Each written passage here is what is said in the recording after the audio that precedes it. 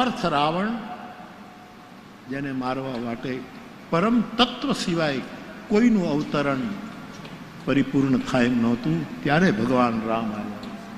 ત્યારે તમે દેવતાઓએ સ્તુતિ કરી, એના શબ્દો એક એક શબ્દ લો, શબ્દ બ્રહ્મ લો. મેં બહુ સમજીને કહ્યું છે કે મારું રામચરિતમાનસ એ ત્રિભુવનીય શબ્દકોશ છે.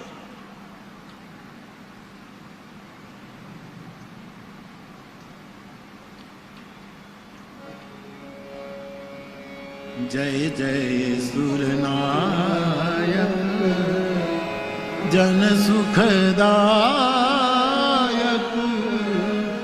પ્રણત પાલ ભગ.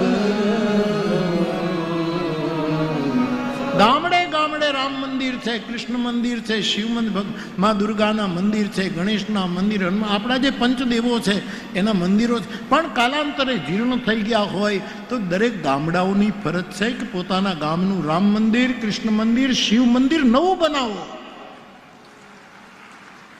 કપાસના કે ઘઉંના ભાવ અત્યારે હારા નહીં હોય તો આવતા સમયે મંદિરનો નિર્ણય કરશો તો હારા ભાવ આવશે.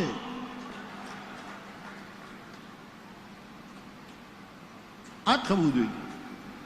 આ સનાતન ધર્મની, આપણા આશ્રમો ગાયોની સેવા કરતા હોય, રોટલો આપતા હોય, બીમારોની સેવા, બધા જ સાધુ સંતો બેઠા બેઠા કંઈક ને કંઈક એના એવી પરોપકારી સંસ્થાઓની પાસે જઈને એને માંગવું ન પડે એવી રીતે એની સેવા કરતા થજો. આ બધી બહુ જરૂર છે. મને ઘણા ચિઠ્ઠીઓ લખે છે કે બાપુ આપે ખાલી કીધું આ હેત માટે, જેને હેતુ નથી આ કથાનું કોઈ, પણ લોલંગરી બાપાના સ્થાનમાં નક્ષત્ર ચાલે છે એના પહેલા માટે હેત વરસાવવું. મને ઘણા પૂછે છે કે બાપુ અમે હેત વરસાવી જ નાખો, હવે 3 દિવસ બાકી છે, વરસાવ.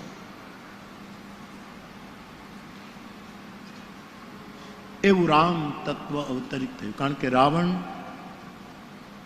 કેવો, રાવણના જેવો, એની કઈ તુલના નથી છે.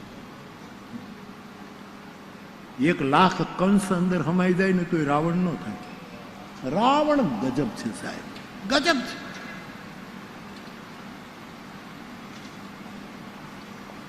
એ અનિષ્ટને વિશ્વ કલ્યાણ માટે નષ્ટ કરવા માટે એ માણસ વેદનો વિદ્વાન હતો, વેદની વાતો કરતો હતો. ઘણા લોકો વેદનો આશ્રય કરે છે પણ વેદ વિરુદ્ધ વર્તન કરે છે. રાવણનું વર્તન વેદ વિરુદ્ધ હતું. ત્યારે સનાતન ધર્મને બહુ જરૂર પડે.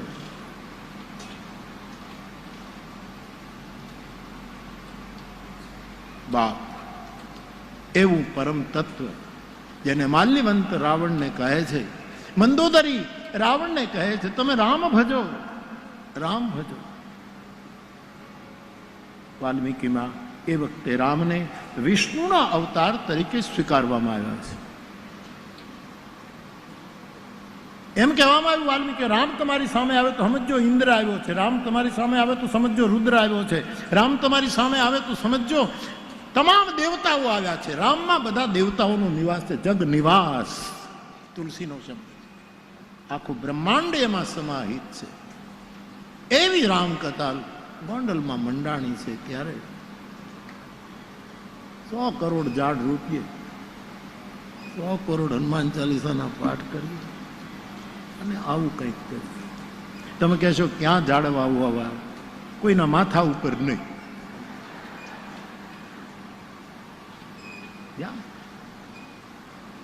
સર પંચાયતને પૂછીને ગામની શોભા જાગે, કોઈને આડા ન પડીએ, ઘણા ન થાય. ઘણા લોકો તો એટલે ઝાડ નથી વાવતા, પછી ત્યાં ગાયું ને ભેંસું આવીને બેસે એટલે પણ ગાયું ને ભેંસો બેસે તો તે વાયુ છે તો બેસે. ઘણા આની બીકે તે નથી વાવતા. આવું કંઈક કરીએ, ગોંડલની કથામાંથી કંઈક પરિણામ લાવીએ.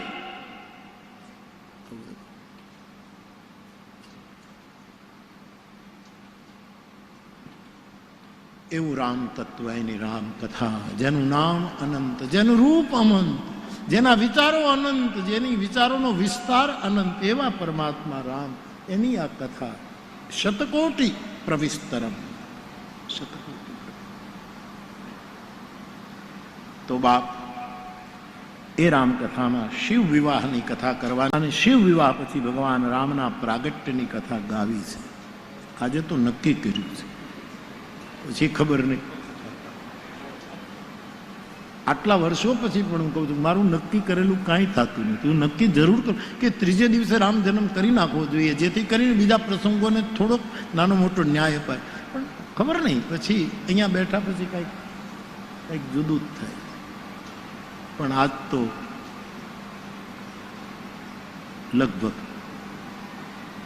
લગભગ નહીં 90% રામ જન્મ સુધી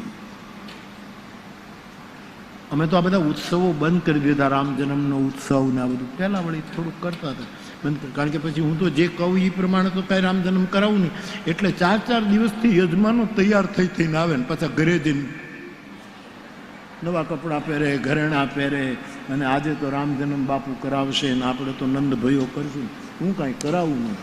એટલે કોઈને કાંઈ તૈયારી કરવાની રહેતી જ નથી સાહેબ. અહીંયા ગમે ત્યારે રામ તો ગમે ત્યારે પ્રગટે સાહેબ. જે દિવસે આપણામાં રામ પ્રગટે તે દી રામનવમી.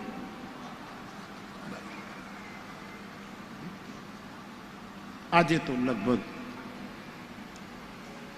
સીતારામ બાપુ નહીં થતું છે. 2-3 દિવસથી બાપુ કહે છે, પણ ક્યારે કરશે રામ બાપુ? આજ ભલે બાપુ તો બાપ શિવચરિત્રનો મહિમામાં આપણે આગળ વધીએ એ પહેલા એક પ્રશ્ન 2 દિવસથી મારી પાસે પડ્યો છે, એ મેં લખી લીધો. કોઈ ભાઈ નાની એવી ચિઠ્ઠી આપી છે કે રામાયણમાં ભેદ ભક્તિ છે, એનો અર્થ શું કરો? રામાયણનો પ્રશ્ન છે એટલે મને ગમે, કારણ કે એમાં ગુરુ કૃપાથી કંઈક એકાદ આના જેટલું હું કહી શકું. હોળા નતું એકાના જેટલું કહી શકું. ક્યારેક એકાના જેટલું ન કહી શકું, ક્યારેક કાંઈ પણ ન કહી શકું, એવું પણ બને. શાસ્ત્ર રાજા અને સ્ત્રી એ એટલા બળવાન છે કે કોઈને આધીન ન થાય, એવું રામચરિત માનસમાં લખ્યું છે. રાજા કોઈ દિવસ આધીન ન થાય કોઈને, શાસ્ત્ર કોઈ દિવસ કોઈને આધીન નથી. આપણે જ એને આધીન રહેવું. અને દુર્ગા શક્તિ પરાંબા માતૃશરીર એ કોઈને, એ પોતાની ઉદારતાથી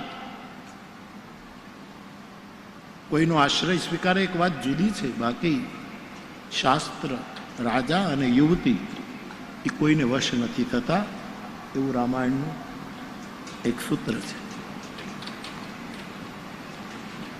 તો ભેદ ભક્તિ એટલે શું? દશરથ ભેદ ભક્તિ એટલા.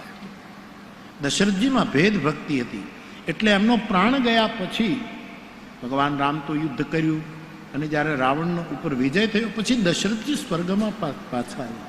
આ ભેદ ભક્તિ છે. હજી દશરથજીને પુત્ર અને પિતાનો ભેદ ગયો નથી. લૂણમાં લૂણ નથી સમાનું. આપણી સંતવાણીની ભાષામાં કહું તો આ નમકની કાંકરી નમકના દરિયામાં ઓગળી નથી ગઈ, હજી ભેદ છે.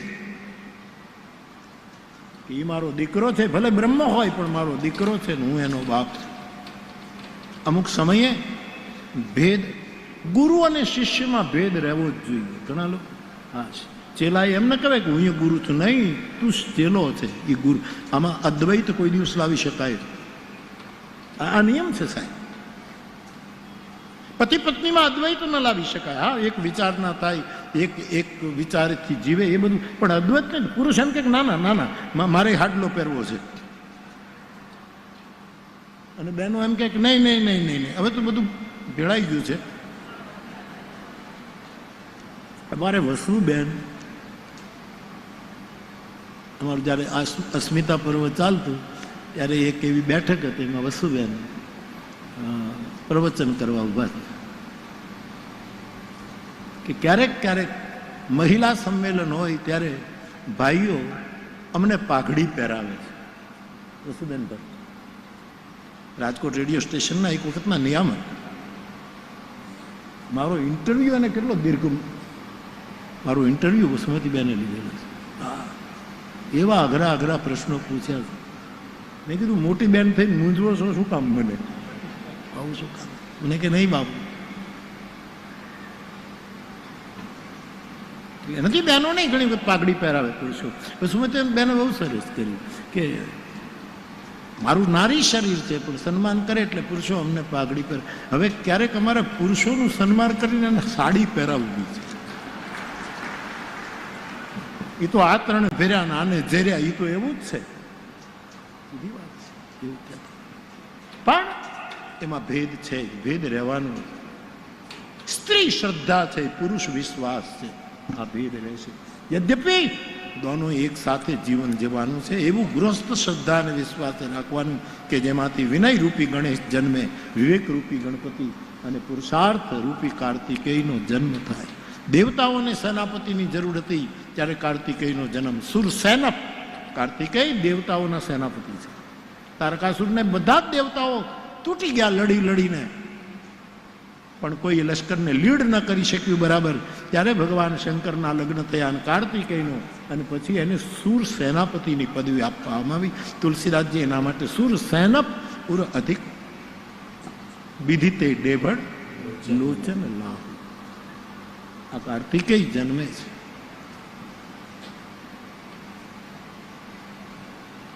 આત્મીય રીતે અભેદ, વ્યવહારની દ્રષ્ટિએ ભેદ જરૂર છે. હું કહું એ એટલું બધું મજબૂત ન પણ કહેવાય. તમારી શ્રદ્ધા તમે સ્વીકારી લો, બાપુએ કીધું. પણ સત્યપી ભેદા પગમે નાથ તવાહમ. શંકરાચાર્ય કહે છે સમુદ્રની લહેરું છે, લહેરુનો સમુદ્ર નથી. સમુદ્રના બધા તરંગો છે, તરંગોનો સમુદ્ર નથી.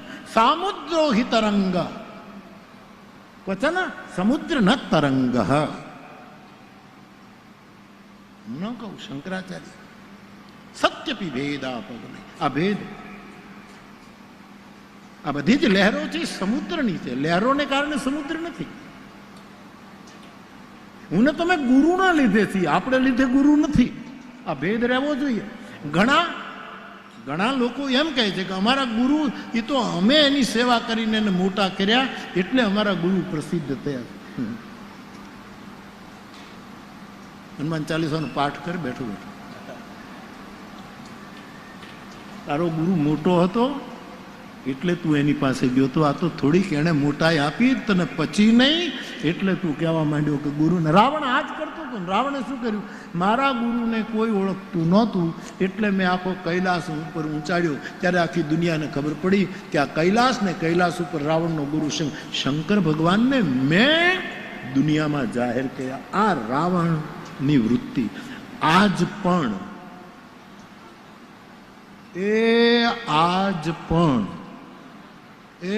હાથ સાંભળજો, આજ પણ. અને તો આવું બધું બહુ જ મને આનંદ આપે એવી ઘટનાઓ બહુ. ઘણા લોકો એમ જ કહે મોરારી બાપુએ અમારે ત્યાં પહેલી કથા કરીને પછી એનું ઉપડી ગયું, તો તારું કેમ બેહી ગયું? તારે ત્યાં મેં પહેલી કથા કરીને મારું ઉપડ્યું તો તું કેમ હાવ પાતાળમાં ઉતરી ગયો? તારું કેમ ઉપડ્યું? ઉપાડો હું લીધો છે? ઉપાડો હાવ ખોટી વાતો કરે. સૌથી પહેલી એક કથા બાપુ એમાં. હવે આખી દુનિયાને ખબર છે કે મેં પહેલી કથા ક્યાં કરી છે, તોય ડાયા લોકો મને એમ કે પહેલી કથા અમારી. હું ગામના નામ આપી શકું. મેં પહેલી કથા તો તલગાજડામાં કરી છે. ઓલા 3 ખેડૂતોની પાસે, સુખારામ, શ્યામજી મેપા ને સુખાનંદજી. 2 સુખા ને 1 શ્યામજી. એ 3 મારા શ્રોતા હતા. અમારા નદીને કિનારે પરબ હતું. એ પરબમાં 2 માટલામાં પાણી રાખીએ. ત્યાં મેં એક નાનકડું માટીનું સિંહાસન કરીને ધનુર્ધારી રામની એક છબી મૂકતો. અને મારા દાદાએ મને જે રામાયણ શીખ્યું હોય ત્યાં બેઠો બેઠો પાઠ કરતો. એલા ભેંસો ચરાવતા 3 જણા આવીને, સુખારામ, સુખાનંદજી અને શ્યામજી, નામ યાદ રાખજો, મારા પહેલા શ્રોતા છે. એની પાસે હું રામકથા કરતો. એ સાંભળતા હતા. પણ એ ક્યાં સુધી સાંભળતા હતા? ભેંસો આજુબાજુ હોય ત્યાં સુધી. ભેંસો દૂર વહી જાય તો એ કથા મૂકીને ભેંસની પાછળ વયો જાય. આ ભેંસ આગળ ભાગોળ એ ખબર નહીં ક્યારથી આવ્યું, પણ મારે તો સાચું જ પડ્યું. આ ક્યાંથી આવ્યું મને ખબર નથી, પણ મારે તો સાચું પડ્યું. અચ્છા વયા જાય. વળી મારે એની રાહ જોવે. પછી સુખારામ આવે, અને પછી પાછું કે હવે શરૂ કરો બાપા, તો ભેંસ બીજાના ખેતરમાં, એ પણ સારું કથામાં સાંભળે ને એને ધ્યાન રાખવું જોઈએ કે આપણી ભેંસ બીજાના ખેતરમાં ન જવી જોઈએ, આપણે બીજાના શેઢા ન વઢાય, આપણે બીજાની જમીન ન દબાવાય, આપણે અમુક વસ્તુની મર્યાદા સાચવવી જોઈએ. એ મારા શ્રોતાઓ કેવા પાકેલા હશે, તમે તો બહુ પાકેલા છો, અને કેરી બહુ પાકે એ હારી નહીં, એને પાકવાનું એક એક એક પેલું હોય. આ 3-5 કથા મેં સૌથી પહેલા તલગા જરડા માચ કરી છે. આ બધું મને ઘણા એમ કહે છે કે બાપુ તમે તમારી વાતો તમે લખો. નહીં, હું મારી વાત લખવા બેસું તો આત્મકથા નહીં ગણાય, અનાત્મકથા ગણાશે. કારણ કે મને કંઈ ખબર જ નથી શું થયું. આ તો ગુરુ આંગળી અડાડે ત્યારે મને યાદ આવે છે, એ તમને કહું છું. આ થોડું વિનોબાજી મને ફરી એક વિનોબાજીને આ વાત કહેવામાં આવી કે ગાંધી બાપુએ આત્મકથા લખી, તમે લખો ને બાબા. ઓકે, વિનોબાજીનો જવાબ કે ગાંધી બાપુએ સત્યના પ્રયોગો એ આત્મકથા લખી. હું લખવા જઈશ ને તો અસત્યના પ્રયોગો ગણાશે, કારણ કે મને ખબર જ નથી. આવે છે હું ભૂલી જાઉં છું, આવે છે એને કાઢતો જ જાઉં છું. મારે કંઈ ભેગું કરવું નથી. ભેગું કરીશ તો ચાંચલ્ય આવશે. હાથમાં સંકલ્પનું જળ લો તો તરંગ નથી થાય, પણ રકાબીમાં લો તો થોડીક હવા એમાં તરંગ પેદા કરશે. વાટકામાં લો તો વળી વધારે પાણી, એમ કરતાં કરતાં તપેલામાં લો તો વળી વધારે હલશે, એમ કરતાં કરતાં ટોપમાં લો તો વધારે, એમ કરતાં કરતાં સરોવરમાં જશે તો તરંગાયિત, નદીમાં જશે તો ઉછાળા મારશે, સાગરમાં જશે તો જ્વાર ભાટા. નિરાંતે વસ્તુ વધે છે ત્યારે ચાંચલ્ય આવીને ઊભું જ રહે છે.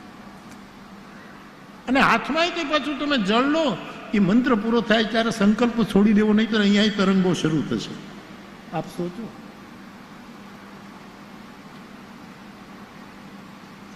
અમારી રામકથા અમારો નીતિનભાઈ લખે છે, એમાં બધું આવી ગયું સાહેબ. આ પરમાત્માની કથા હોય. મોરારી બાપુની શું કથા હોય સાહેબ? રામાયણમાં શું લખ્યું છે? હરિ હોય તો અનંતતા, અને હરિ હોય તો કથા.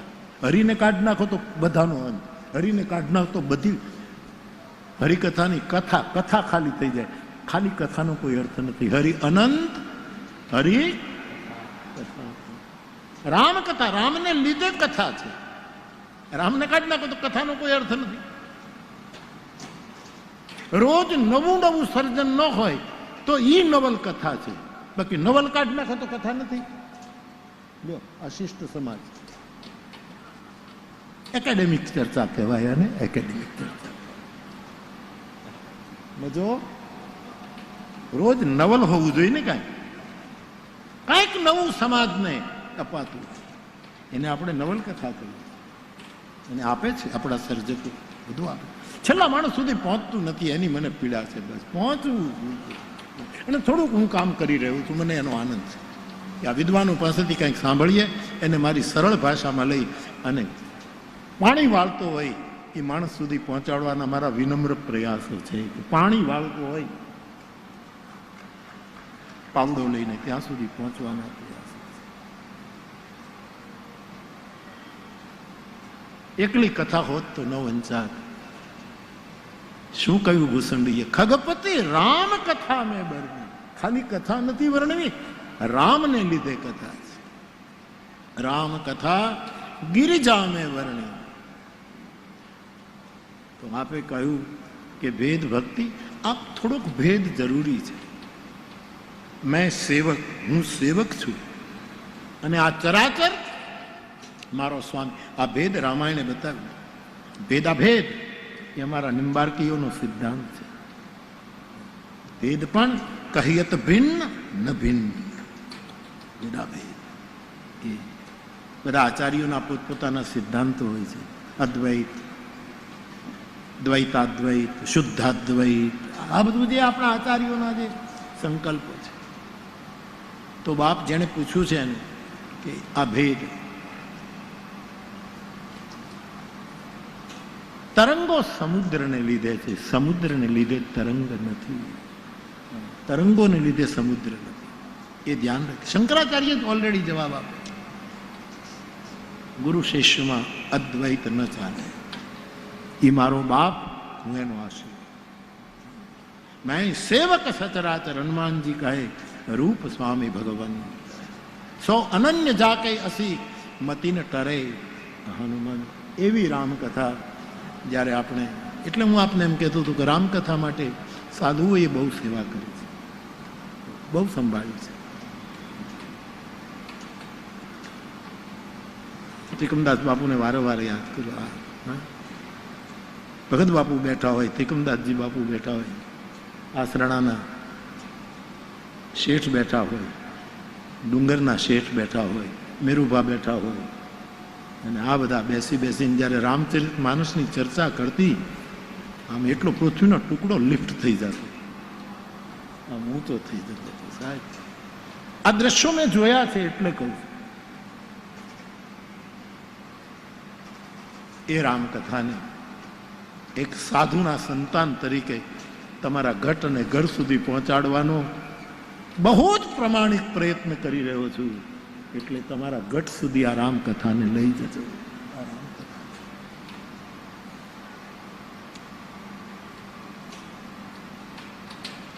गिरिजा राम कथा में, राम कथा गिरिजा में वर्णी कलिमल समन मनोमल हर.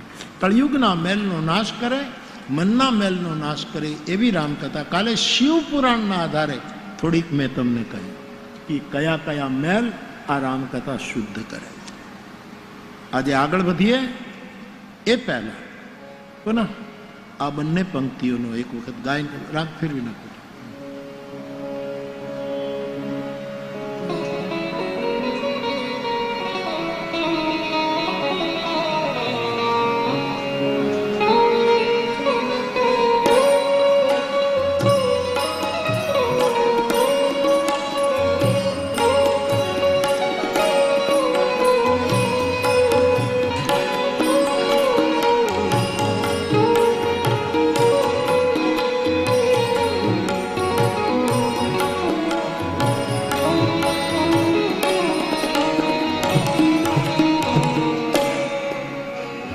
રામાયણના આશ્રિત હોઈએ, સાધુના આશ્રિત હોઈએ, રામ નામના આશ્રિત હોઈએ, જેના આપણે આશ્રિત હોઈએ,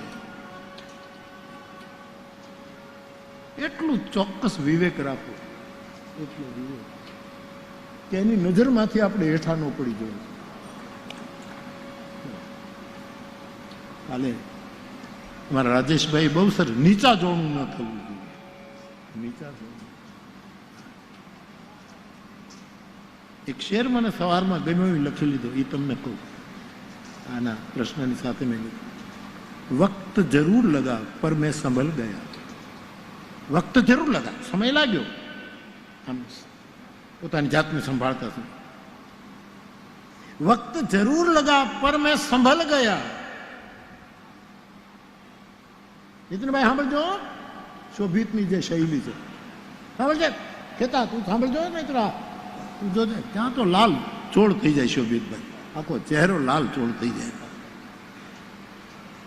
લોકો ભાઈ કેટલા આનંદ, નહીં આનંદ આવતો હતો. એ જે મંડાણ હતો શોભિતભાઈ જઈ બહુ સરસ કરતો. શેર સુનિએ. વક્ત જરૂર લગા પર મેં સંભલ ગયા.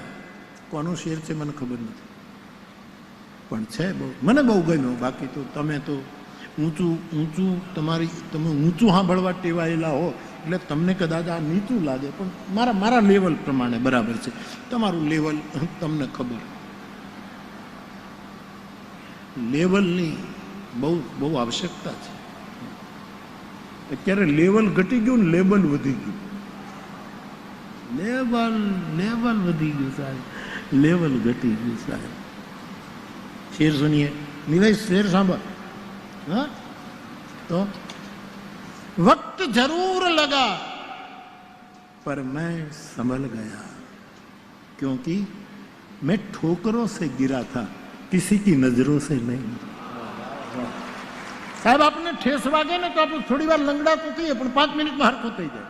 વળી પાછા આપણી ચાલમાં વક્ત જરૂર લગા फिर भी मैं संभल गया, मैं ठोकरों से गिरा था, किसी की नजरों से. આપણે કોઈ પરમની નજરમાંથી નીચા ન પડી જાય એટલું જાણીએ ને એટલું ધ્યાન રાખીએ, એના એ એક મોટી સાધના છે. એમાંથી આપણે પડી જાય.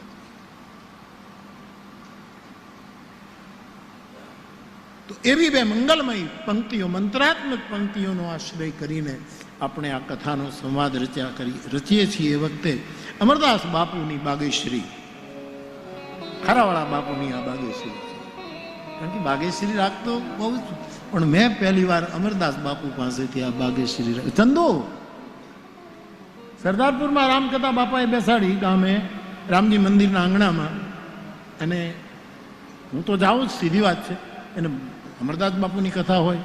આમ તો પહેલાંય તો મેં તલગાજડામાં બાપુની કથા, એના ફોટા કાલે જો દીકરાનો દીકરો મને બતાવતો હતો કે બાપુ આ તમારા જૂના ફોટા, ભગવાનજી બાપા બેઠા છે, અમરદાસ બાપુ છે, ગિરનારી બાપુ છે, આ બધા છે. અમે એકાબીજા વાતો કરીએ છીએ. આજે ક્રાઇસિસ એ થઈ ગઈ, કોની હારે બેહવું, ક્યાં બેસવું, ક્યાં બેસવું. તો એ ભગવાનની કૃપા. કાલે કહેતું હતું કે એટલી વિદ્યા વિકસી રહી છે મારા દેશમાં, અનેક પ્રકારની વિદ્યા, પછી લોક સંગીત, સુગમ સંગીત, શાસ્ત્રીય સંગીત, સાહિત્ય, અને કેવું કેવું આપણી પાસે લાવીને આપણને રાજી કરવાની કોશિશ કરે. એટલે થોડુંક આપણને એમ લાગે કે ના ના, હજી વાંધો નથી. બાકી તો પ્રશ્ન એ છે કોની સાથે બેસવું.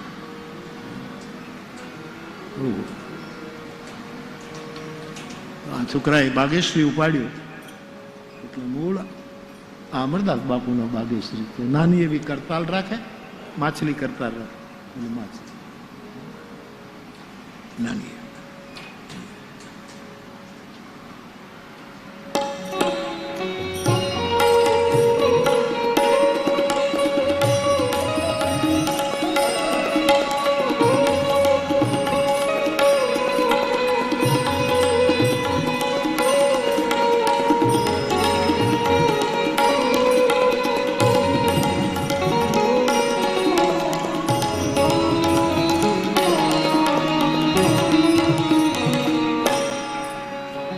खगपति राम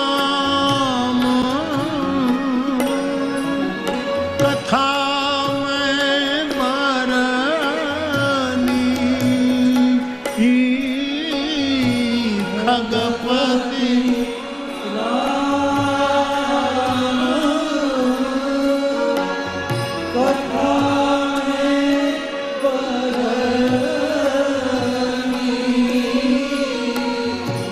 स्वमति बिलास त्रास दुख हर,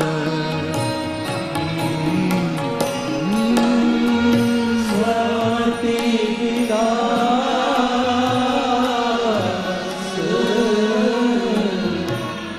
त्रास दुख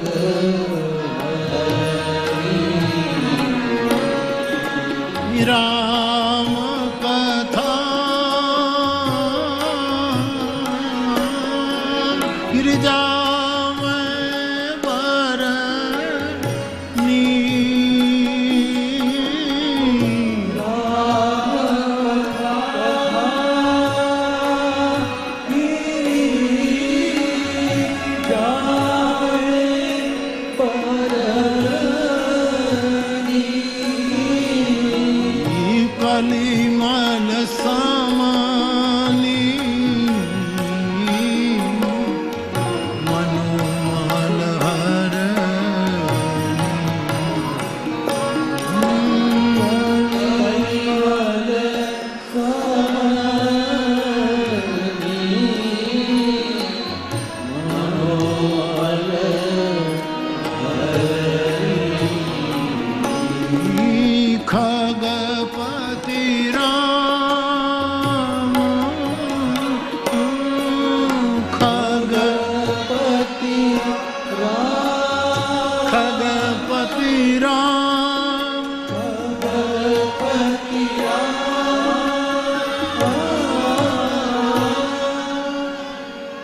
ગઈકાલે આપણે શિવ ચરિત્રને આગળ વધારતા હતા.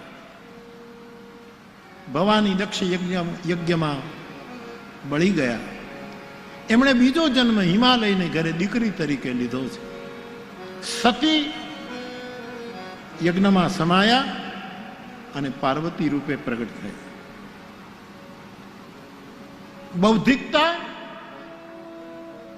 યજ્ઞમાં હોમાઈ ગઈ અને શ્રદ્ધા જન્મી.